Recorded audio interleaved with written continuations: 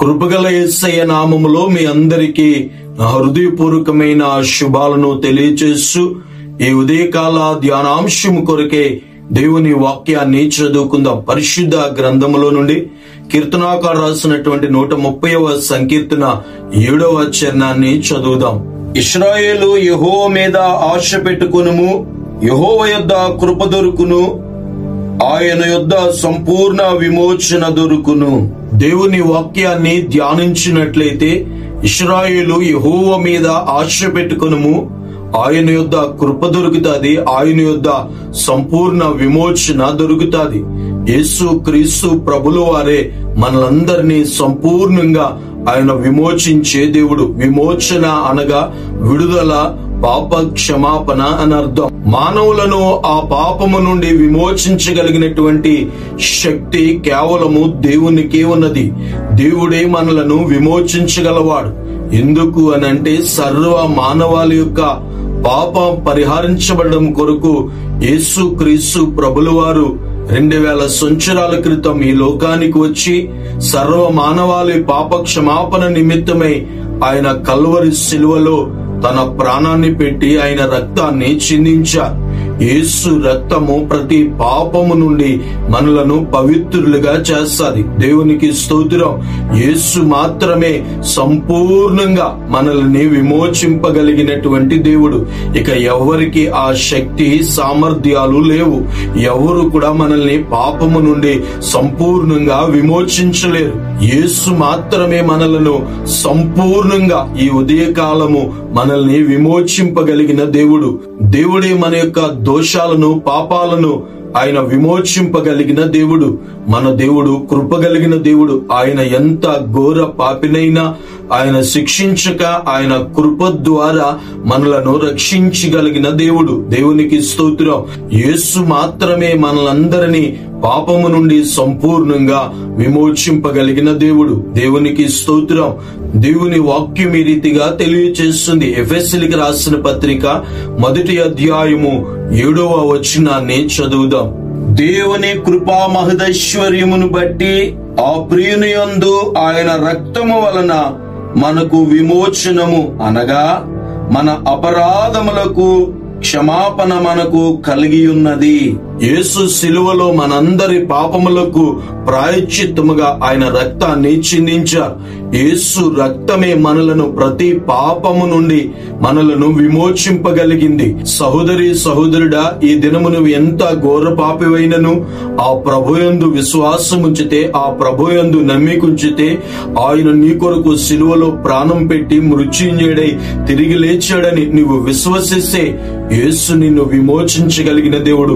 సంపూర్ణంగా ఆయన విమోచిస్తాడు. ఆయన నిన్ను సంపూర్ణంగా విమోచిస్తాడు. మరి ప్రభుయందు విశ్వాసం ఉంచితే దేవుడు ఎట్టి బంధకాలలో ఉన్న ఆ బంధకాలన్నిటి నుండి ఆయన విడుదలను చేస్తాడు. అపోస్తలుల కార్యాలు 10వ అధ్యాయము 43వ వచనాన్ని చదువుదాం.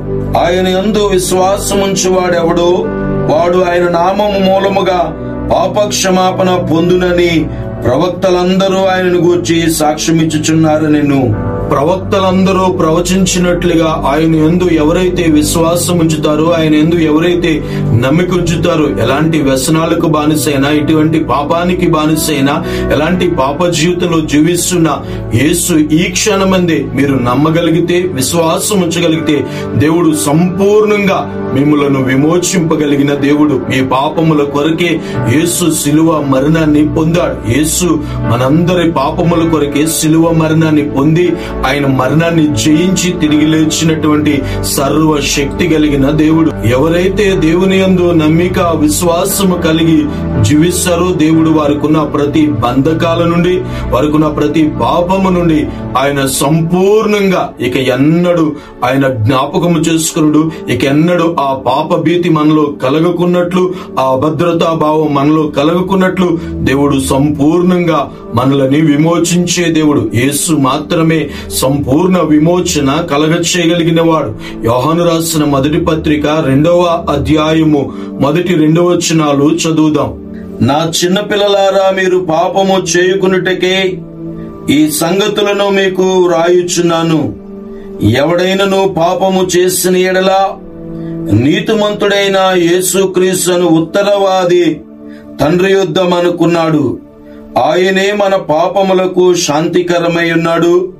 మన పాపములకు మాత్రమే కాదు, సర్వ లోకమునకును శాంతికరమై ఉన్నాడు. ఈ దినము ఎవరైతే తమ పాపస్థితిని గుర్తెరిగి ప్రభుయందు నమ్మికుంచుతారో, నీతిమంతుడైన యేసు మనకి ఉత్తరవాదిగా తండ్రి యొద్దున్నాడని, ఆయనే మన పాపముల నుండి మనలను సంపూర్ణంగా విమోచింపగలిగిన వాడని, యేసు క్రీస్తు ప్రభుల వారు శిలువ మరణం పొందింది ఒక దేశం కొరకు, ఒక రాజ్యం కొరకు, ఒక ప్రాంత ప్రజల కొరకు కాదు, కానీ సర్వ మానవాళి పాపము నుండి సంపూర్ణంగా విమోచన కలగ చేయడానికి ఆయన శిలువ మరణాన్ని పొందారు. మరి ఈ దినము యేసునందుకు మీరు రాగలిగితే, యేసునందు విశ్వాసం ఉంచగలిగితే, ఎంత ఘోర పాపినైనా ఆయన క్షమించి మనలను పవిత్రులుగాను పరిశుద్ధులుగాను ఆయన చేయగలిగిన శక్తి కలిగిన దేవుడు. యేసు రక్తమునకే అంత శక్తి ఉంది. ఇక ఏది మనలను పాపము నుండి విమోచించలేదు. మరి ఈ దినం ఇక ఆలస్యము చేయకున్నట్లు నీ పాపస్థితిని దేవుని ఎదుట ఒప్పుకోండి. ప్రభువే మిమ్మలను విమోచిస్తాడు. ఎలా విమోచిస్తాడంటే ఆయన సంపూర్ణంగా విడుదల చేస్తాడు. నేడే మీరు అందరూ కూడా ప్రభుయందు విశ్వాసం ఉంచండి, ఆయన శిలువను ఆశ్రయించండి. ఎవరైతే దేవునిని విశ్వసిస్తారో, నమ్ముతారో, ఈ దినమే దేవుడు వారి పాప పంకిలమైనటువంటి జీవితాన్ని, వారి పాప బంధకాలన్నిటి నుండి దేవుడు సంపూర్ణంగా విడుదల చేసి సంపూర్ణమైన విమోచనను దేవుడు అనుగ్రహిస్తాడు. విమోచింపబడిన వారే రేపు నిత్య రాజ్యానికి వారసులవుతారు. ఇంకా మనము పాపము నుండి విమోచింపబడకపోతే ఇప్పుడే ప్రభుయందు నమ్మికుంచుదాం, ప్రభుయందు విశ్వాసం ఉంచుదాం. ప్రభువా నేను పాపిని అని మీరు ఒప్పుకోగలిగితే దేవుడు మిమ్మల్ని కనికరించి సంపూర్ణంగా విమోచించి తన రాజ్య వారసులుగా దేవుడు చేస్తాడు. అట్టి ఉన్నతమైన కృపను దేవుడు మీకు అనుగ్రహించునుగాక. ఆమేన్. ప్రార్థన చేసుకుందాం. ప్రార్థనలో ఏకీభవిందాం.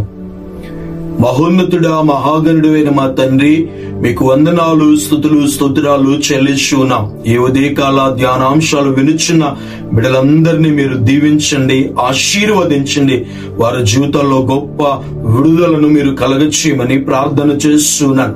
ఎవరైతే ఈ మాటలు విని వారి పాప స్థితిని బట్టి మీ సన్నిధానంలో మోకరించి ప్రార్థిస్తున్నారో, ఈ ప్రార్థనలో ఏకీభవిస్తున్నారో, వారిలో నా పాప స్థితి అంతటి నుండి సంపూర్ణమైన విడుదలను మీరు దయచేయండి. పాప క్షమాపణను మీరు కలగచేయండి. వారిని మీరే విమోచించి మీ నిత్య రాజ్యానికి వారసులుగా మమ్మల్ని సిద్ధపరచమని ప్రార్థన చేస్తున్నాను.